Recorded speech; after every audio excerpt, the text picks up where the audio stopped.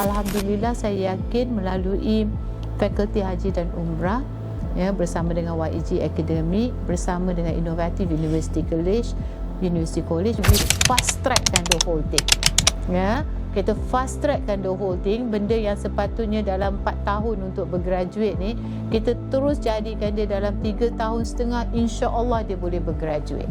Pengalaman saya dengan graduan dari Fakulti Haji dan Umrah di Inovatif yang buat praktikal di Mekah ni. Student kita ni sebenarnya bertugas di Mekah. Macam baru-baru ni kita diminta untuk hantar lebih kurang 10 student untuk bertugas sewaktu musim haji.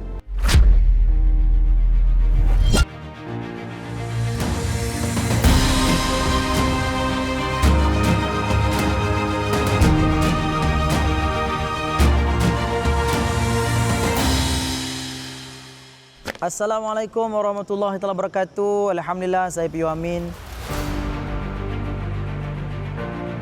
Kita ada ratusan pelajar-pelajar yang telah ditempatkan di travel-travel yang gemilang dan cemerlang di luar sana.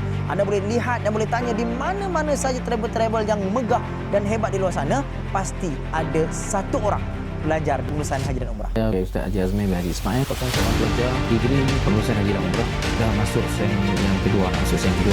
Saya Ahmad Najmi bin Ahmad Azli. Sekarang saya berjabatan sebagai Chief Executive Officer Hijrah Alliance. Saya sedang bekerja di syarikat Caknas Travel and Tours. Sekarang ni saya sedang bekerja di syarikat Irus Tours and Travel. Saya sekarang sudah mendapat kerja yang tetap. Saya sekarang bekerja di Amerika Travel sebagai eksekutif jualan dan pemasaran. Sekarang bekerja sebagai penolong pegawai pemasaran dekat Muslim Travel. Bekerja sebagai Ketua Operasi Makkah dan Madinah untuk logistik penghantaran barang di SGV Transport Service Sdn Bhd. Bekerja sebagai operasi di J. Ibrahim Al-Islam. Bekerja bersama KUJDE sebagai Operational Executive. Yang bertugas dengan Liha selaku pegawai pemasaran haji dan umrah. Sekarang saya bekerja sebagai Sales and Marketing di Kemara Umrah. Sebagai petugas ground handling di Tanah Suci sama Travel Aman Global Travel Tour.